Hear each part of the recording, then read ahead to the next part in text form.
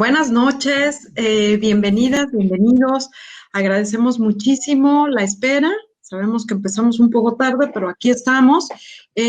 Vamos a comenzar el día de hoy en este programa de análisis de coyuntura, como ya lo hemos venido haciendo en otras semanas. El día de hoy yo agradezco infinitamente la compañía de Renata Turrent, quien es colaboradora del Instituto Nacional de Formación Política, y de Rafael Barajas el Fisgón, ya muy conocido por todas, por todos, el presidente del mismo instituto.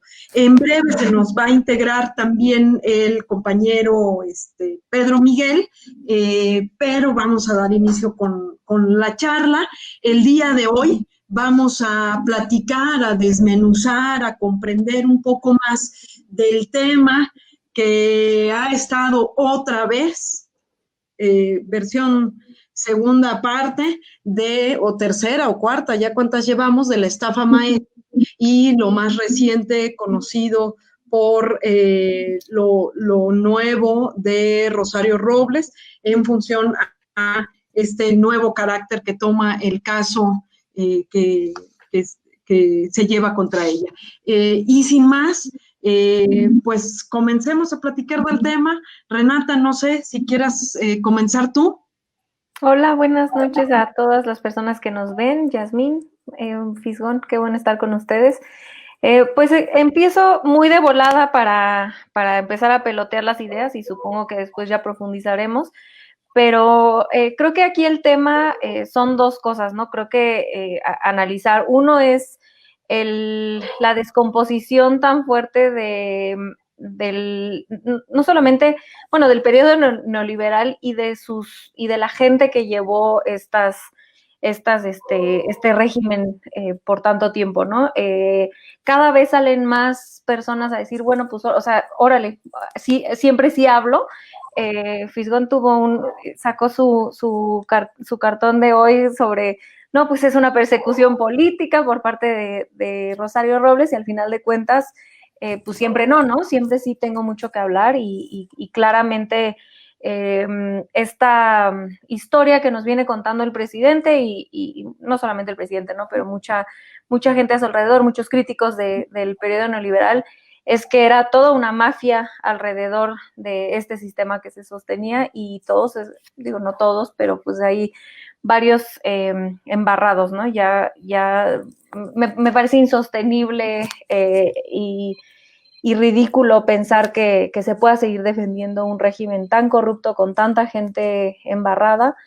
Y pues saber que esto es algo que se le ha venido sugiriendo a Rosario Robles que colabore, y pues ahora me parece que el jueves ya estaba firmando los papeles hoy, y que el jueves empezará el proceso de pues ver qué información tiene y si esto le sirve a la fiscalía.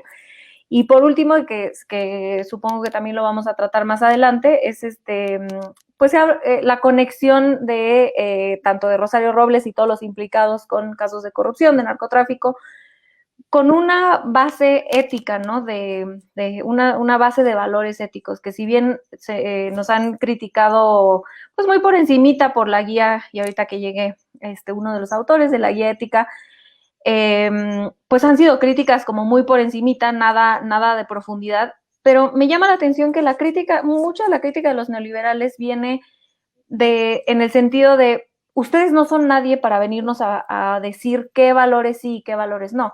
Y a ver, aquí un momento, es que es ilógico pensar que en el periodo neoliberal no se trataron de implantar en la sociedad ciertos valores desde el poder político, ¿no? No es como que no exista una base moral, una base ética con la que claramente ninguno de esta mesa vamos a estar de acuerdo, en el periodo neoliberal. Simplemente no siempre se hablaba de la manera en la que se está hablando ahorita. Y pues claramente los valores del neoliberalismo y los valores que propone hoy la Cuarta Transformación chocan, ¿no? Es muy obvio que chocan. Entonces, ahí la dejo, creo que son los dos temas más importantes, y a ver qué nos tiene que decir Rafa. Bueno, yo quiero plantear lo siguiente, es decir, de entrada, parece mentira que tengamos que justificar que en un programa de análisis de coyuntura estemos hablando de un caso ya viejo, un caso tan viejo como la estafa maestra. La estafa maestra es uno de los grandes fraudes que se hicieron en el sexenio de Enrique Peña Nieto, un sexenio de fraudes. Y hay que decir que es un fraude espectacular, es una cosa muy impresionante, porque se hizo, es decir, bueno, recordemos, en aquel sexenio se dio, entre otras cosas, el caso de Javier Duarte, el de César Duarte. Javier Duarte, que utilizó toda una serie de mecanismos para desviar recursos públicos y se los entregó a empresas que no existían y que no daban servicios y que no daban los servicios que les pagaban, en fin. Y era dinero que terminaba en la bolsa de los funcionarios. Y el caso de la estafa maestra es un caso todavía mucho más escandaloso, porque el gobierno hizo un análisis así muy fuerte, muy autocrítico, digamos, sobre la situación de la pobreza que prevalecía en México. Llegaron a la conclusión de que el hambre era lacerante y que era una cosa terrible. Entonces hicieron un programa que era la Cruzada contra el Hambre y le dedicaron ni más ni menos que algo así como 9,000 millones de pesos. Una cosa brutal, muchísimo dinero.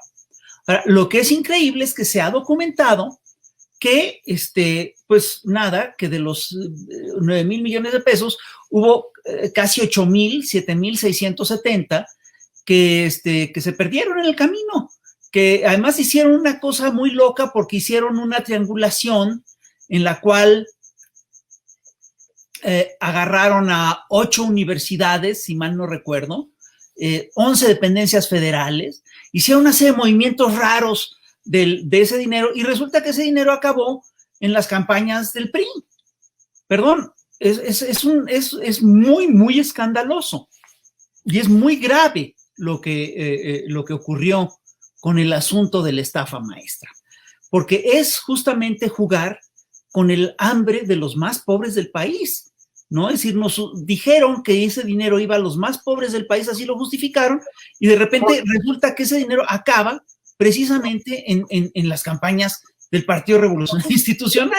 Y el problema es muy gordo. Además, es muy curioso porque se tejió una red de complicidades súper complicada para tapar esa estafa. Y yo recuerdo claramente una escena que todos los mexicanos vimos en la cual Enrique Peña Nieto públicamente le dice a Rosario Robles, no te preocupes, Rosario, ¿no? Y obviamente termina el sexenio y la gente no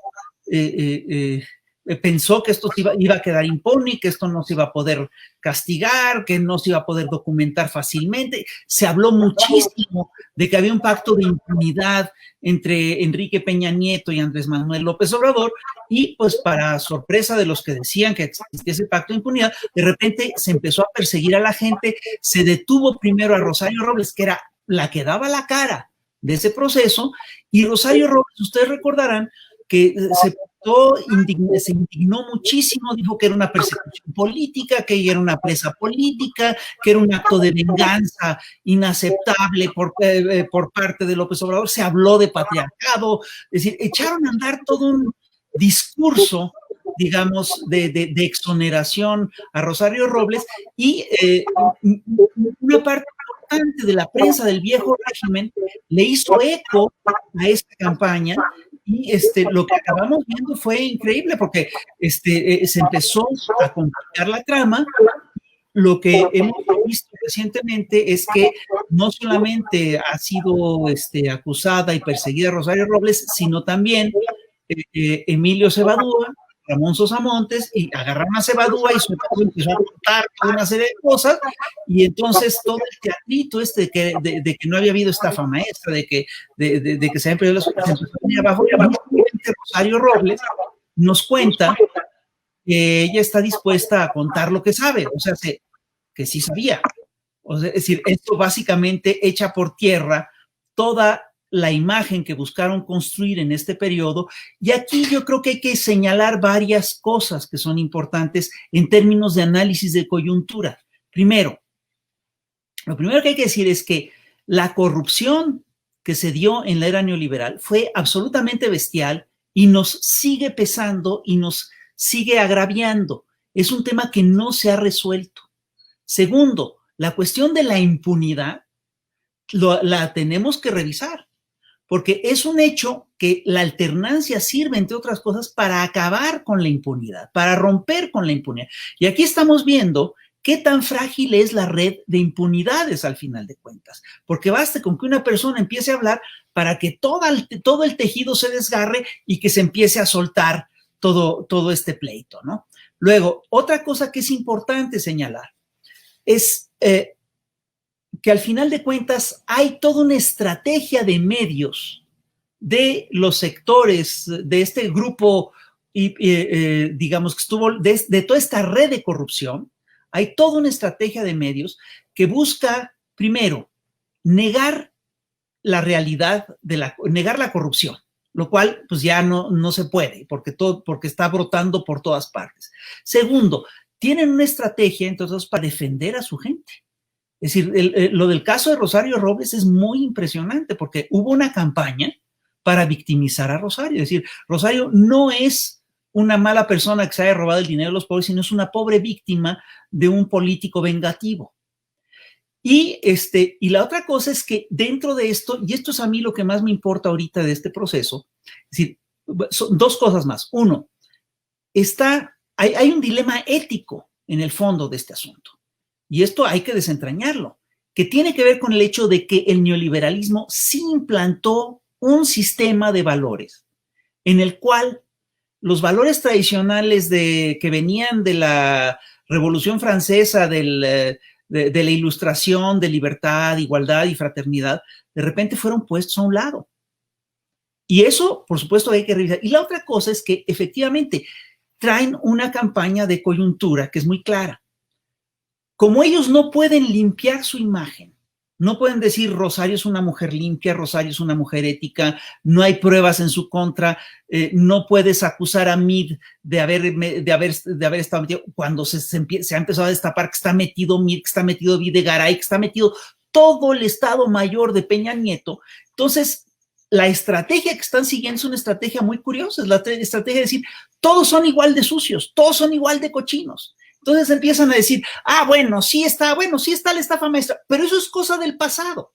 Lo importante es ver el tema del presente, y el tema del presente es Pío Obrador. A ver, espérate, en esa lógica, si nos ceñimos a esa lógica, bueno, también lo de Pío Obrador sería cosa del pasado, ¿no? Pero además no se está tratando igual los mismos casos. A Pío se le está siguiendo un proceso, está bajo investigación, etcétera, etcétera, etcétera. Entonces te salen con cosas como esta. Bueno, pero es que Irmeréndira Sandoval y John Ackerman tienen varias casas en Coyoacán. ¿Dónde está la chuequez en todo esto?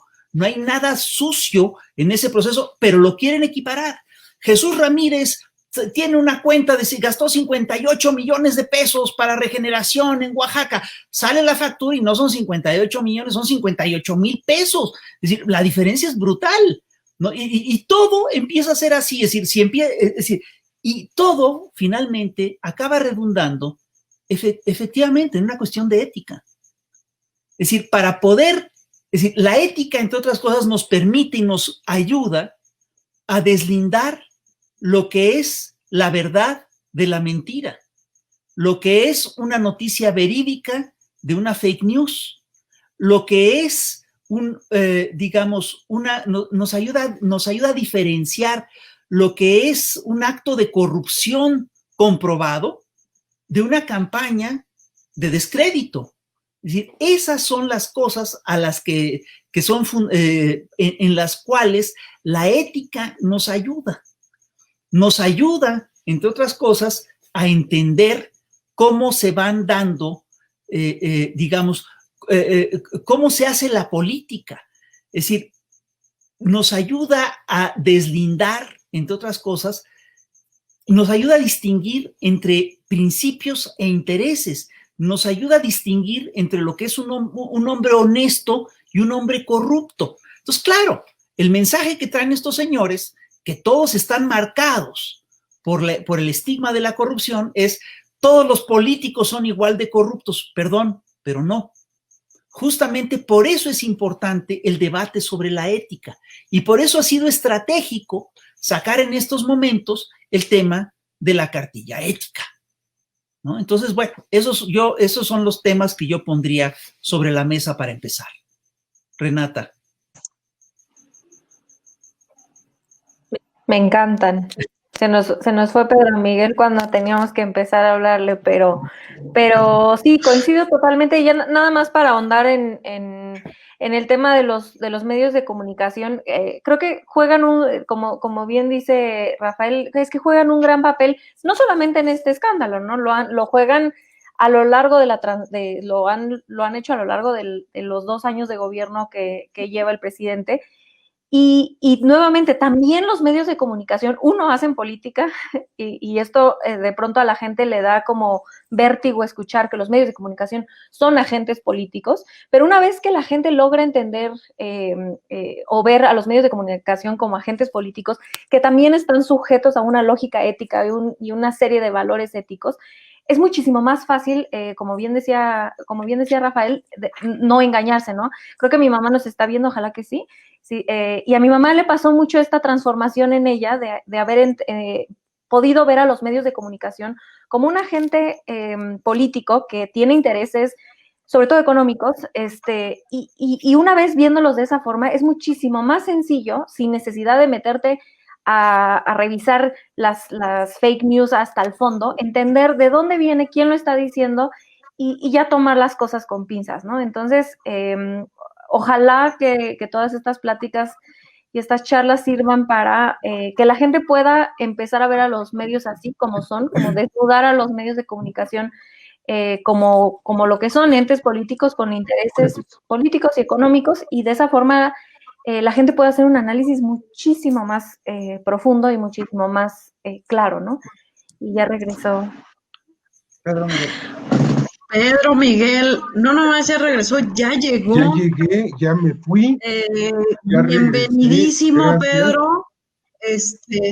Vas, vienes, pero ya no te vamos a dejar ir. Aquí te vamos a tener un ratito más. Y llegabas aparte en el momento preciso.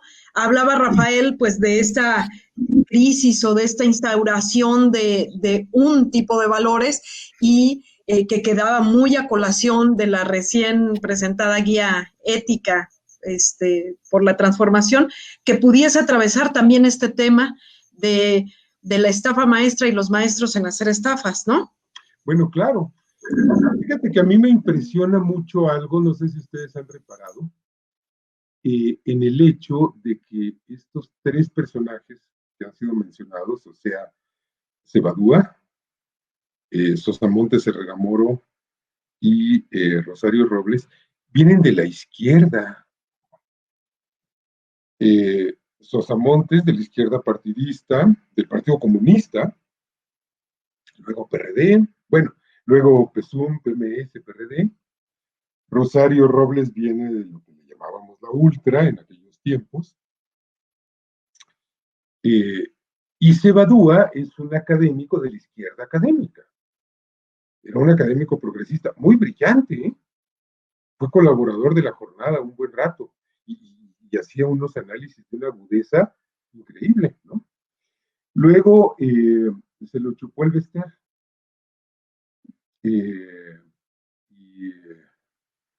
Pues empezó ahí un proceso muy raro.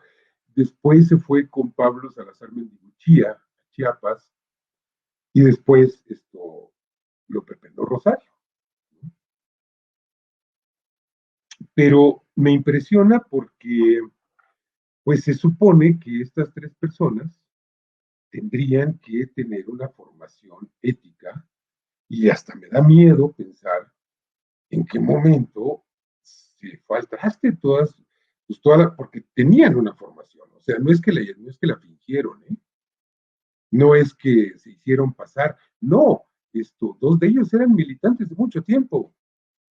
Fíjense nomás qué escalofriante y qué aterrador y qué también qué ejemplificante para la tarea que tenemos que hacer, porque yo ahora me estoy preguntando, bueno, ¿dónde se están gestando las Rosarios Robles y los Sosamontes en Morena? Porque pues hay algunos de esos en el horno que se están formando para terminar como estos delincuentes, ¿no? Esa es una consideración. Y la otra, pues, es lo impresionante de la debilidad moral de estas personas, porque justamente yo recuerdo que en esas izquierdas de los años 60, 70, incluso principios de los 80, eran izquierdas de catacumbas, pues, y no solo en las organizaciones armadas, en partidos de izquierda, pues había como ciertas claves que todo militante conocía, que voy a decir un ejemplo. Si te agarran y te torturan, aguántate 12 horas. Y ya después de 12 horas, sueltas el apellido de soltera de tu bisabuela. Pero tienes que dar margen para que los compañeros a los que vas a delatar, porque no vas a poder no delatarlos porque te van a hacer pedazos, huyan y se pongan a salvo. Entonces, si puedes aguantar 24 horas, sería maravilloso. Y si no, por lo menos aguántate 12 para que estos corran. Y aquí lo que parece es que el consejo era, mira, si te ofrecen el criterio de oportunidad, agárralo. O sea, fíjense, hay una inversión de 180 grados en este tema. O sea, no te vayas a quedar en el bote muchos años, ¿eh? Ponte a salvo. Fíjate cómo el principio del sálvese quien pueda, que ellos estuvieron inculcando en la población y en la sociedad durante décadas, ahora, pues ellos lo están aplicando, sálvese quien pueda. En negativo, ya no es conviértete en una persona de triunfo a costa de lo que sea, es conviértete en lo menos perdedor que se pueda, ¿no? Pierde lo menos que puedas y tanto hasta hace unos años cuando predicaban el éxito y cuando pretendían que el mundo y el país se dividieran entre los winners y los losers, porque ni siquiera se tomaban la molestia de traducir, ¿no? Y entonces, pues tu máximo objetivo era integrarte al club selecto de los ganadores, de los winners, para desde ahí despreciar a los losers, ¿no? Pues ahora es ser lo menos loser que se pueda, ¿no? Pero, pues es claro que ellos están operando en esta moral. Y me parece que va a ser difícil que el resto de la mafia, de la banda delictiva a la que pertenecen estos personajes, pueda aplicar una política de control de daños y decir, bueno, hasta aquí se va a detener el incendio, ¿no? Está en chino, ¿eh? Tendrían que mandarse matar, que bueno, eso lo han hecho durante mucho tiempo, o sea, se lo hicieron a Colosio, se lo hicieron a Luis Macías, o sea, eso les gusta a ellos. Ojalá que no lo hagan, ojalá que además que haya una capacidad de esto, porque creo que un peligro real es que entraran ellos en una guerra civil en el afán de salvarse, ¿no? De salvar el pellejo. Porque lo que es claro es que no hay solidaridad. Al contrario de lo que dice el FIS, yo pienso que les importa a madre, o sea, simplemente si protegen al otro es para protegerse, no porque quieran al otro. O sea, no quieren a Peña Nieto. Por amor a Peña Nieto, a su prójimo Peña Nieto, ellos no se van a portar con una mínima nobleza. Eso creo que hay que descartar. Si se portan en una manera tal en que protejan a Peña Nieto es porque están amenazados. A mí no me cabe la menor duda de eso. Hay otro jugador que es importante, que es Luis Miranda Nava, que también pertenece a ese gang, ¿no? Que hasta fue secretario de bienestar, secretario de, ¿qué? ¿Cómo era? Sedesol, secretario de Desarrollo Social, ¿no? Y fue mucho tiempo secretario particular o jefe de la oficina de la presidencia con Peña Nieto. Y yo creo que todos estos van a ir cayendo, pues, o sea, porque ahí se abre un efecto dominó, y ojalá que el efecto dominó fluya, porque si no fluye, A mí de veras no me gustaría presenciar un proceso de descomposición de ese grupo que vaya más allá de, bueno, pues ya nos metieron al bote y nos jodimos. Esto es lo que se me ocurre decir. Ay, humildemente. Yo quisiera señalar una cosa. Yo quisiera señalar una cosa de lo que dice Pedro. Es decir, es curioso, efectivamente, estos tres personajes vienen de la izquierda y son a los que agarran, entre otras cosas, porque son los eslabones más débiles de esa cadena de complicidades.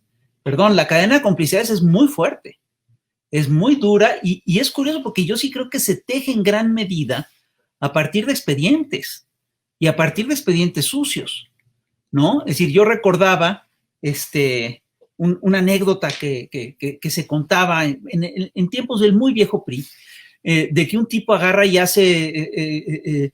está haciendo carrera y para medir qué tan lejos puede llegar, de repente le piden que haga una cosa realmente muy sucia y la hace y a partir de ese momento pues ya tienen con qué agarrarlo, entonces ya es confiable. Es decir, esa cadena de complicidades es dura, es muy fuerte, existe, y yo sí creo que justamente a estos personajes los agarran porque no estaban en el núcleo viejo de esta historia. Y creo además que ocurrió aquí algo que también ha dicho un hombre que vino de la izquierda. Eso nos lo contó en una ocasión a nosotros. José Woldenberg contaba que cuando alguien se salía de la izquierda y se iba al PRI, lo ponían a hacer la tarea, lo ponían a escoger dos tareas sucias. Y este cuate siempre hacía la más sucia, porque quería hacer méritos, porque quería demostrar que había roto con su pasado, pero fíjate, es parte de todo este proceso. Ahora, hay un tema, bueno, y sobre esto también hay una anécdota que cuentan, que es fantástica, de que cuando se juntaron los del TUCOM, cuando se dio el caso de los del TUCOM, que todos se peleaban entre sí, no sé si recuerdan esta sucesión presidencial en tiempos de Fox, ¿no? Que todos se odiaban y se agarraban de los chongos y se amenazaban y se sacaban cosas. Cuentan que un padrino, dicen que fue Salinas de Gortari, los invitó a comer a todos. Y que la reunión fue muy amable y todo, solo que había un hecho político curioso. Después de que comieron, pasaron a un salón donde estaban apilados los expedientes de cada uno de ellos. Entonces, imagínate, estaba el expediente de Jackson y estaba el expediente de Madrazo, estaba el expediente. Y entonces el mensaje fue, y no se dijo más, pero parece que el mensaje fue, mire, se me apaciguan porque tenemos los expedientes de todos. Entonces, así solía negociar el viejo régimen. Era un régimen de complicidades y era un régimen en el cual el aparato judicial estaba muy ligado a las viejas formas de hacer política. Y hay una cosa que también hay que señalar.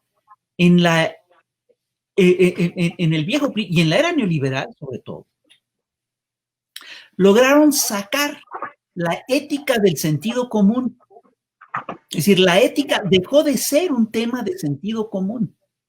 Y sobre todo en la era neoliberal eso se concretó de manera muy clara en los negocios y en los contratos y todo ese tipo de cosas. Y yo creo que parte de nuestra tarea es volverla a meter. Y hay una cosa que me llama la atención del aparato de prensa que tienen estos señores, digamos, del aparato informativo que tienen estos señores. Están, curiosamente, tomando como espejo todas las críticas que se les hicieron a ellos, ¿no? Y están creyendo que viven en un mundo al revés. Entonces, si en algún momento se les atacó por chayoteros y por gobiernistas, etcétera, entonces ahora ellos son supuestamente la oposición y los que no están metidos en sus lógicas, entonces ya son chayoteros y gobernistas. No es así. La gran diferencia, lo que marca el deslinde en este proceso es precisamente la ética. Justamente los valores y los contenidos de la información. Yo aquí lo dejaría. Para continuar, yo nada más ahí pondría a lo mejor el dedo en la llaga, algo que decía Pedro, decía, estamos en el sálvese quien pueda. ¿Y será que la información que tiene Rosario Robles le dará para salvarse? O sea, es decir, que quedará libre, pues, ¿no? Digo, pensando un poco en que eso cómo pone el escenario precisamente de que ella viene de la izquierda, ¿no?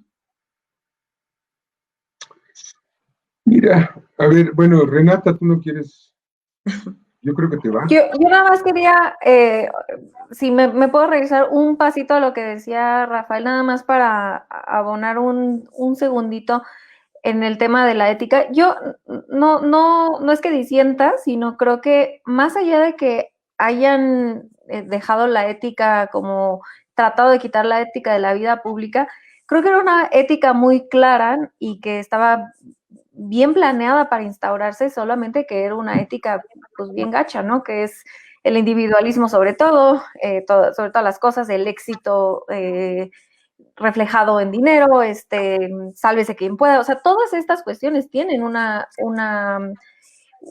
son, o sea, tienen un valor ético que ellos ponderan, ¿no? Simplemente es pues cuestionable pensar en esos valores como Lo que algo me que estás queremos tener diciendo en es el que era país. una ética vaciada de valores éticos.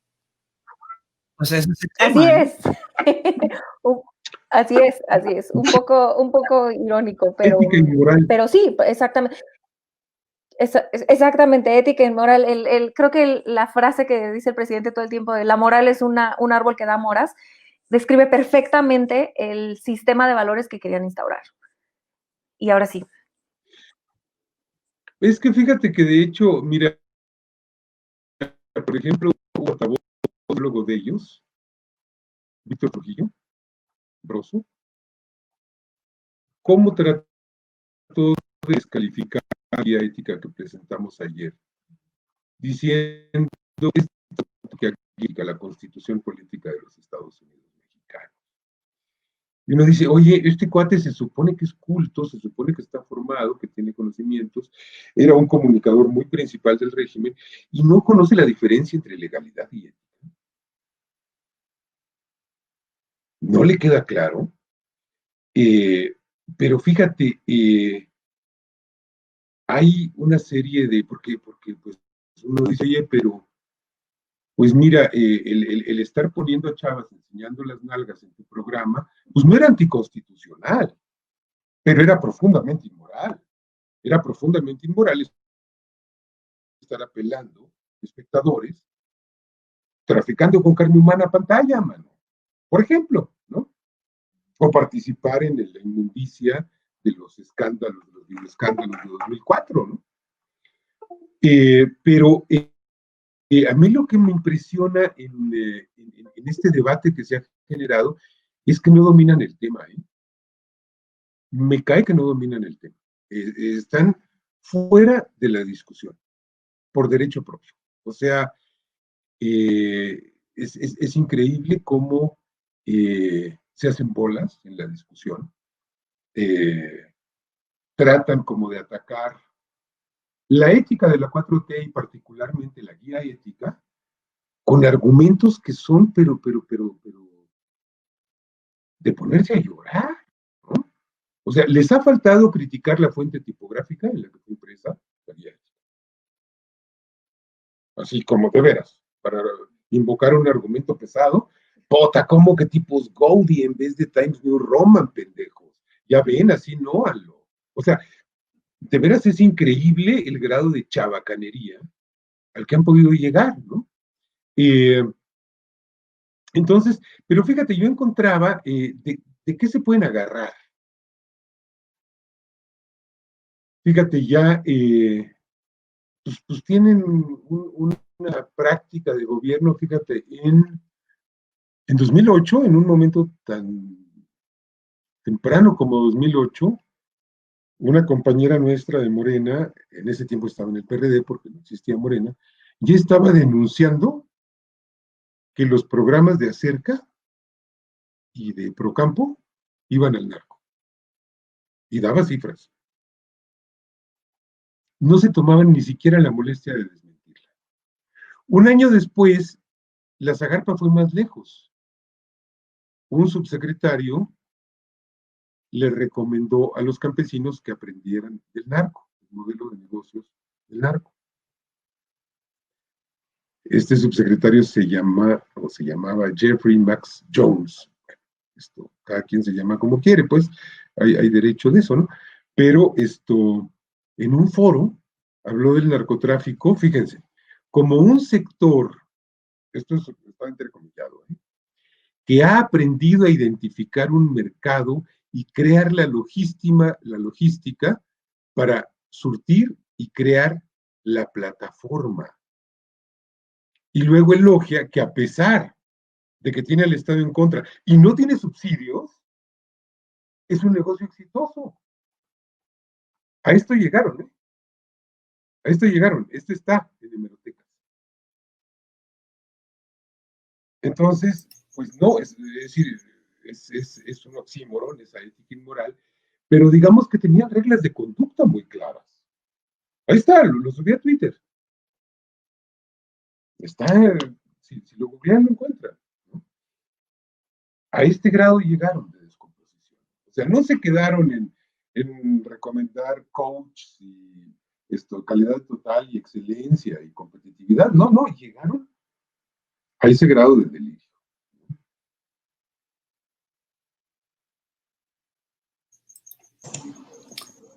Sí. Mira, fíjate, así es decir, sí, el etos neoliberal, el llamado etos neoliberal, es un etos en el cual esencialmente se confundían los intereses con los principios. Si tus intereses son tus principios, pues entonces no hay principios. Entonces, ahí hay un problema. Y es un problema realmente muy de fondo. Y eso es lo que te permite, entre otras cosas, construir un narcogobierno. Eso es lo que te permite, entre otras cosas, aliarte con el narco y hacer pactos con los cárteles. El tema es muy de fondo. Y el tema tiene que ver, por supuesto, con los valores que dominan. Ahora, yo no estoy tan seguro, como dice Pedro, de lo que dice Pedro, de que no dominan el tema. Yo creo que ellos lo que quieren es justamente eludir el tema. No es que lo dominen, es decir, sí creo que no lo dominan, pero creo que para ellos es lo que menos importa. Ellos justamente lo que buscan es eludir el tema. Y hay toda una estrategia mediática para no tocar el tema, para irse, para eludir el bulto, para no tocar el asunto. Claro, si nosotros insistimos en que hay que hablar de ética y hay que hablar de verdad y hay que hablar de valores, pues, los vamos a meter en aprietos. Pero eso es justamente lo que está en juego en las lógicas en las lógicas políticas que maneja la derecha. Eso es lo que está en juego en el proyecto del Sí por México. Si tú revisas el proyecto del Sí por México, es un proyecto fantástico. Es un proyecto que se supone que busca salvar a la nación. Es un proyecto que se plantea una agenda de 5 o 6 puntos que son, pues francamente, un listado de buenas intenciones, ¿no? Pero si tú empiezas a revisar quién los está implementando, te vas a dar cuenta que hay una cantidad de contradicciones brutales. Te vas a dar cuenta, mira, un dato que es muy interesante.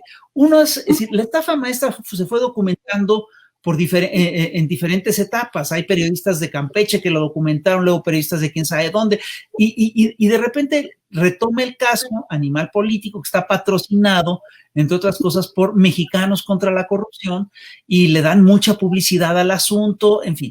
Bueno, no se nos olvide que Mexicanos contra la Corrupción fue un organismo impulsado ni más ni menos que por Claudio X González, ¿no?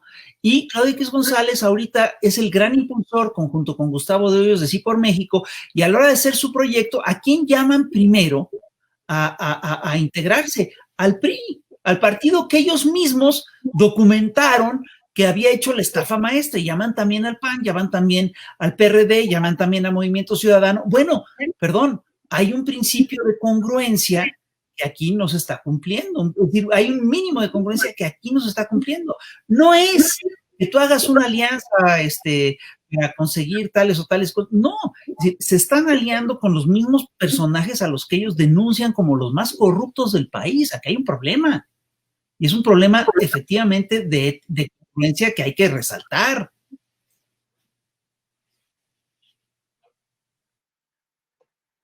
Pues sí. A mí me intriga por qué Mexicanos contra la Corrupción usó esas cartas en el sexenio pasado, todavía en el sexenio pasado. Digo, pudo haber sido en el marco de una rebatinga de posiciones de poder, de cuotas, de tajadas, pero visto a la distancia y a posteriori, o sea, fue una estupidez, ¿eh? Si estaban en una lógica de muy corto plazo, de decir, a ver, vamos a chingarnos a tal fracción para que a nosotros nos toque más, etcétera, fue una gorda estupidez, porque en efecto se cancelaron ellos mismos el futuro político, porque embarraron a todos sus posibles aliados en la esfera de la política formal. Es muy impresionante. Y a lo mejor esto también habla de que todo lo que ocurrió después de 2016 en el ámbito del régimen neoliberal se estaba tejiendo en el vacío. Es decir, se estaba tejiendo ya sobre un modelo político, económico y social y delictivo agotado, que era el neoliberalismo. O sea, 2016 es el año crítico en el que el neoliberalismo revienta, por dos factores, que son el Brexit y la elección de Trump en Estados Unidos.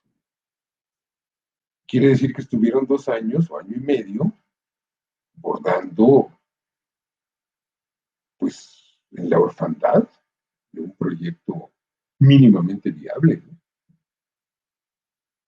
O no supieron leer que esas dos, tanto Brexit como Trump, eran el inicio del fin del neoliberalismo y dijeron, pues aquí le seguimos tejiendo, ¿no? Que sinceramente no me sorprende tampoco que se les haya pasado pues esa lectura. Y otra cosa, mira, la pregunta es muy buena. Yo tengo otra respuesta, no sé si te suene razonable. Yo creo que, entre otras cosas, Claudio X González está más acostumbrado a hacer negocios que a hacer política. Y cuando ha hecho política, siempre que hizo política, la hizo desde las lógicas del chantaje.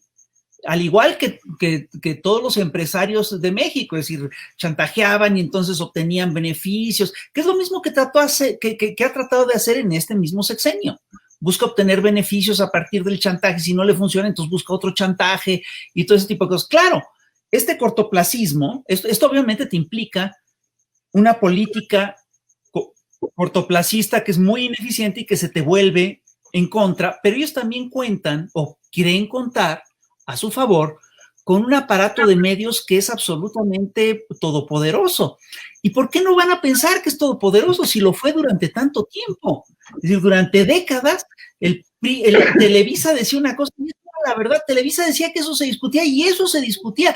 Se decía que había agotado un tema y se había agotado un tema. Aquí el problema es que hubo un cambio de plataformas, la sociedad se está diversificando y la gente pues sigue sacando los temas y sigue, y yo sí creo que es un hecho que la sociedad sí se está cultivando de otra manera y que hay una, digamos, hay una toma de conciencia sobre todas estas cosas que es muy importante. Y lo ves, además, es decir, tú hablaste de un tuit de Broso que es fantástico, pero hay uno que es increíble también de Héctor Aguilar Camín, que dice, por un lado dicen que el pueblo es sabio y por el otro lado dicen que hay que enseñarle ética.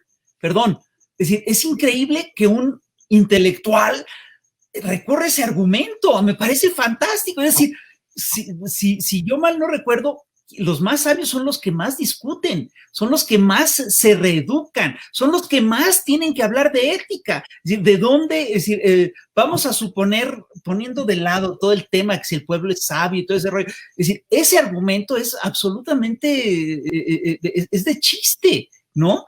Y sí, efectivamente, estamos viendo una decadencia de todo ese bloque. Ahora, sí me preocupa todavía el peso que tiene ese andamiaje de información, todo ese aparato mediático, y sí me sigue preocupando su capacidad de imponer temas en la agenda. Es decir, todavía le tenemos que dedicar muchísimo tiempo a desmontar las mentiras que ellos sacan, y eso, la verdad, a ellos no les preocupa que las desmontemos, porque en cuanto nos tardamos, ellos lanzan una mentira, la desmontamos con mucho cuidado, con delicadeza, con quién sabe qué, y ellos nos tardamos, y ellos ya te contaron 6 más. Entonces es una cosa increíble.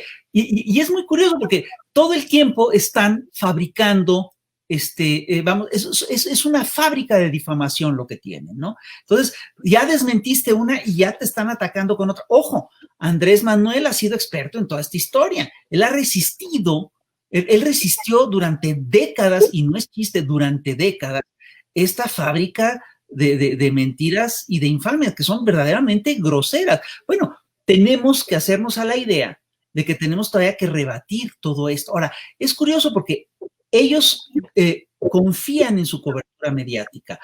El día de hoy, Carlos Marín publicó un artículo contra Juncal Solano, porque Juncal se lanzó en la mañanera a hacer una serie de cuestionamientos contra Alfaro. A ver, si no supiéramos que Alfaro financia a periodistas y opinadores como Enrique Krause, para que opinen bien a favor de él y para que lo defiendan, tal vez uno podría pensar que en una de esas, y Carlos Marín tiene una, digamos, tuvo un prurito ético y se preocupó por la actitud ética de Juncal Solano. Si no conociéramos el historial de Carlos Marín, ¿no?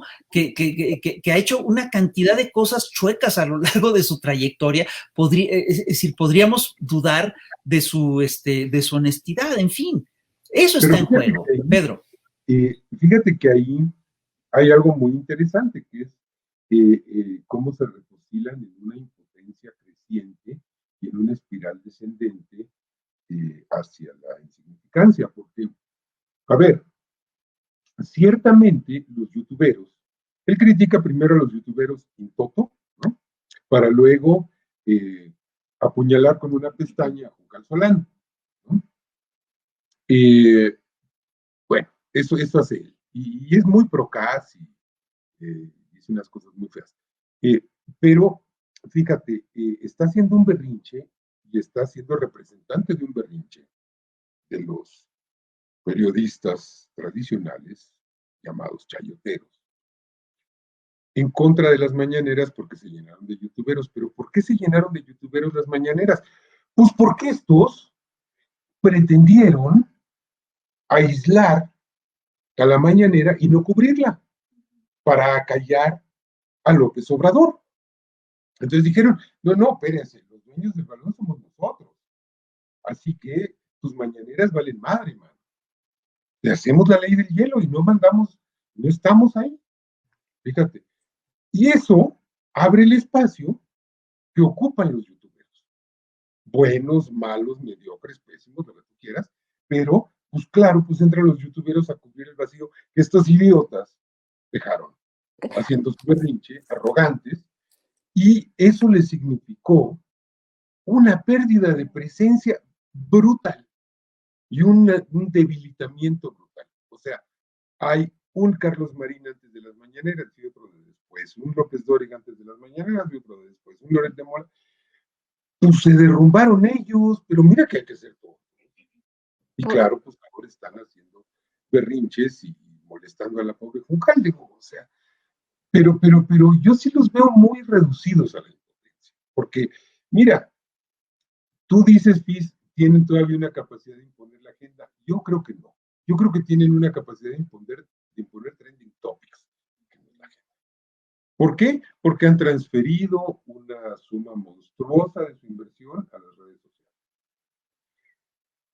Pero ocurre que las redes sociales no tienen el control que sí tenían en Televisa, en Canal 40, en Azteca, en estas cosas, por una razón muy simple, que es ahí sí, pues las características absolutamente horizontales de las redes, participativas, bidireccionales o multidireccionales, etcétera, rehacer su imperio televisivo, radial, periodístico en una red social está en chino básico. Pueden, ok, acaban de meter 150,000 votos. ¿Cuánto cuesta registrar una cuenta en Twitter? Pues es como quiera que veas, es un trámite que te implica 20 clics, una invención de un nombre, agarrar una foto, así tengas programas que te las generen aleatoriamente y saquen los álbumes escolares de Ucrania para que tengas una foto de alguien, ¿no? De todos modos hay una inversión que hacer. Y tú a este bot primero lo identificas perfectamente porque tiene características muy precisas. Segundo, le pones clic, clic, lo bloqueaste y convertiste en desechable a su bot, a su inversión, en un cartucho de un solo uso. Ahí la tienen en China. Perdón, por extender. Y yo nada más que quería decir que además, totalmente de acuerdo, su estrategia le salió mal, dijeron, le hacemos la ley del hielo, ahí está Fernanda Familiar, o como se llame, diciendo que no va a darle espacio a nadie. Entonces, ¿creen que haciendo la ley del hielo van a poder ellos fijar la agenda? Y estoy de acuerdo, no la pueden fijar, la mañanera fija la agenda, el presidente fija la agenda. Pero sin embargo tendrían ese espacio para poder, no van a poder, no han entendido que ya no tienen espacio para ellos crear la agenda pública, pero sí podrían meterse en la agenda pública, como cuando venía, por ejemplo, Jorge Ramos, que ya no viene, o el día que vino Denise Dresser, una vez que fue a la mañanera.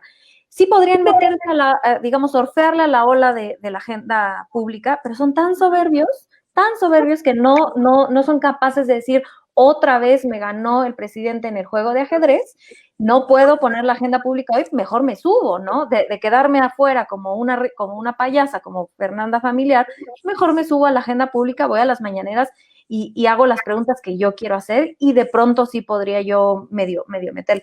Y esto creo que se representa en el tuit que ahorita decía el Fisgón, ¿no? En el de Aguilar Camín, de ni siquiera entender, es tanta la soberbia de ni siquiera entender que la gente, todas las personas estamos en constante construcción y todas las personas tenemos que seguir aprendiendo, pero creen que son tan sabios y que tienen todo tan, no, digo, esta es una construcción desde mi punto de vista muy clasista hacia el presidente, como este señor que se apellida López me va a venir a mí a ganar en ajedrez, ¿no?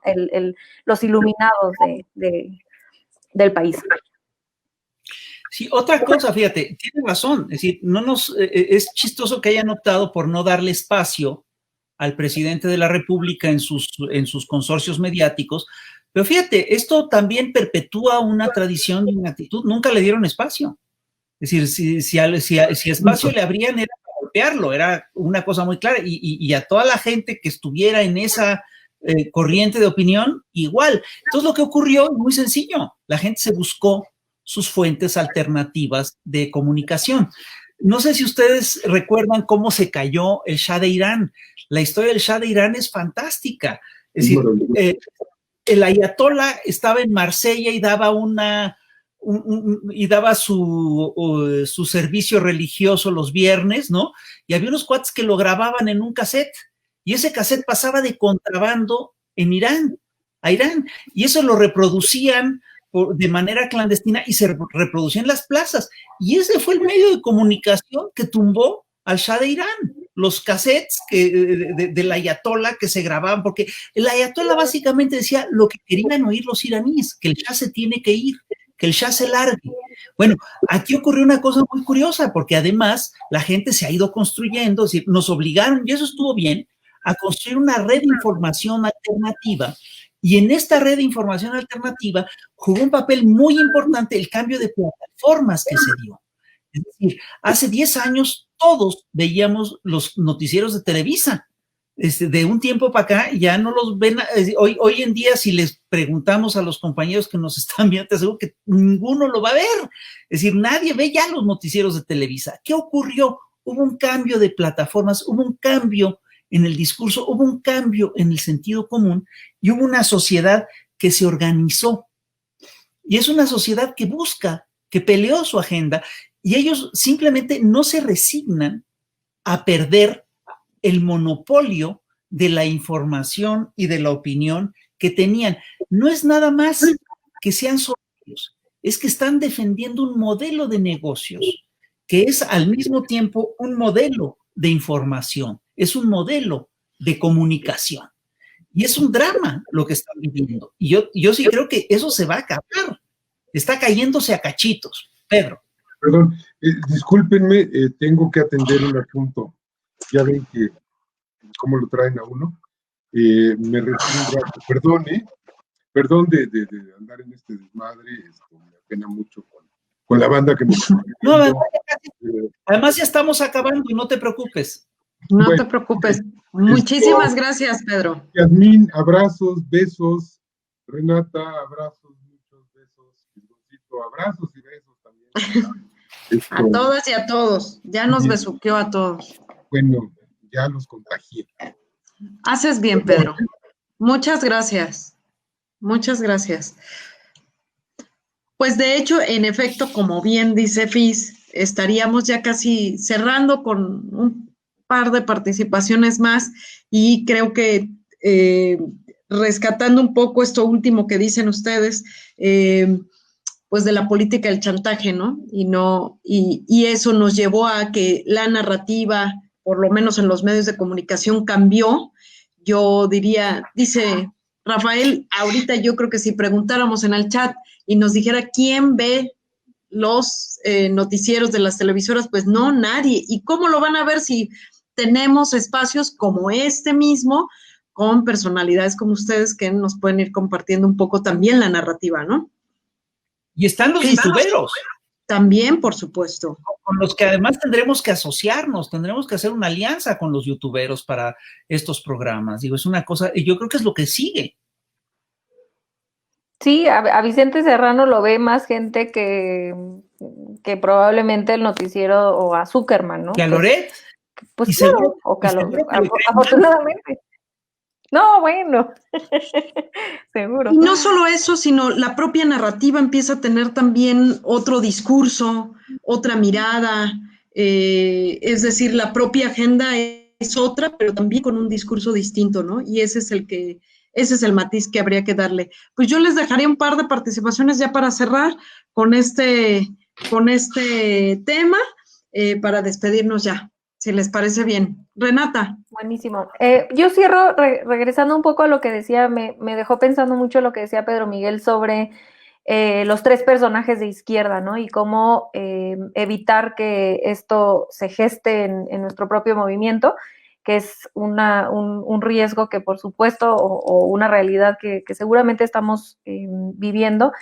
Y yo lo abordaría de dos formas. Una, creo que me alegra muchísimo que este tipo de pláticas se esté teniendo para tener muy claro cuál es el regresar al eje ético en el que se basa la cuarta transformación y el obradorismo. Entonces celebro y espero que este tipo de pláticas, este marco teórico no se vaya, no se desgaste y que podamos siempre regresar a esta guía esta guía ética, ¿no? Y por el otro, especificar un poco el tema de la violencia de género dentro de la izquierda, ¿no? Que sucede muchísimo, lo vimos con Frida Guerrera, y fue súper doloroso ver cómo la atacaron. Digo, a mí me ha tocado, también, claramente no al nivel de Frida, pero creo que es uno de los hoyos que tenemos en la izquierda y que desde el instituto tratamos de hacer todo el trabajo posible para poder traer estos temas dentro de las círculos de estudio. Hacemos mucho trabajo al respecto, pero creo que tiene que ser esto fundamental o central dentro de la discusión ética, ¿no? La violencia en contra de las mujeres, cuando se disiente con el presidente, cuando se dan opiniones sobre el aborto, cualquier tipo de cosas que digamos, muevan el status quo de los hombres en general, pues que no han cuestionado ni sus masculinidades, ni han entendido mucho sobre el feminismo. Creo que es importantísimo entender que esta guía ética también incluye cuestiones de género que se tienen que abordar y que son incómodas y que nos duele ver a compañeros con los que caminamos juntos en todos los temas atacar a mujeres como Frida, que han caminado con el presidente muchísimo más tiempo de lo que yo y ellos y cualquier joven que estemos en la cuarta transformación, ¿no? Entonces, y no porque nada más alguien que haya caminado por mucho tiempo con el presidente merece respeto y no merece ser atacada de forma misógina, ¿no? Pero sí es algo en lo que vamos atrasados y que creo que vale la pena, aunque sea incómodo, traerlo a colación. Con eso cerraría. Tienes toda la razón. Yo además agregaría simplemente que Frida Guerrero es una militante extraordinaria, es un cuadrazo y es una gente que ha tenido una lucha increíble. Entonces, a mí me sorprende mucho cómo de repente la atacan de esta manera, siendo que es una gente con una autoridad fantástica. Y yo creo además que nos tenemos que acostumbrar al cuestionamiento y tenemos que buscar el cuestionamiento. Ahora, sí, acostumbrarse al cuestionamiento no implica ceder ante el chantaje, que eso es lo que sí busca la derecha. No, lo que hace la derecha es justamente eso, buscar el chantaje. Esto es otra cosa. El caso de Frida es clarísimo. Frida es una tipa respetabilísima y luego de repente te encuentras con gente no tan respetable, la ataca y dices, bueno, ¿qué está pasando aquí? ¿No? Es decir, la democratización de las redes sociales también tiene sus bemoles, y son cosas que sí tenemos que discutir. Y tenemos además que hacer un esfuerzo serio por hacer un debate de altura, por hacer un debate de nivel, por plantear argumentos, por hacer cuestionamientos sólidos. Es lo que tenemos que hacer, ¿no? Y ahora, dentro de todo esto, yo sí cerraría diciendo que tenemos que cerrarle el paso a los señores que hicieron la estafa maestra. Porque si regresan, van a regresar con más bríos para robar y para estafar. Entonces hay que detenerlos. Y eso también es una cuestión ética. Por supuesto, es una responsabilidad que hemos asumido todas, todos en este proceso histórico. Yo les agradezco muchísimo a los dos, al que también ya se me fue, le agradezco muchísimo que haya estado aquí, porque enriquece y va plasmando también, pues, es decir, estos procesos históricos que vamos viviendo, que los hemos desmenuzado desde este programa, que es el análisis de coyunturas. Uno y otro se van trastocando, cada uno de los programas que hemos tenido perfectamente se tocan uno con otro, y este fue un capítulo más de la transformación, saber cómo se va desarrollando el tema de la estafa maestra y, como bien dice Fisgón, cómo le vamos a poner un alto a ella. Hay que ir comprendiendo cómo va. Yo diría que aquí, a diferencia de como esta política que mencionaba Pedro Miguel, donde sálvese quien pueda, pues no, aquí más bien en la transformación es nos salvamos todas y todos.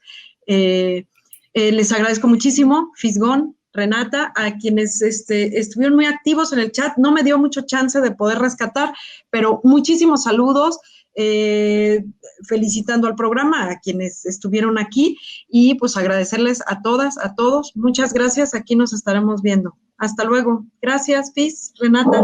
Hasta luego. Buenas noches. Hasta luego.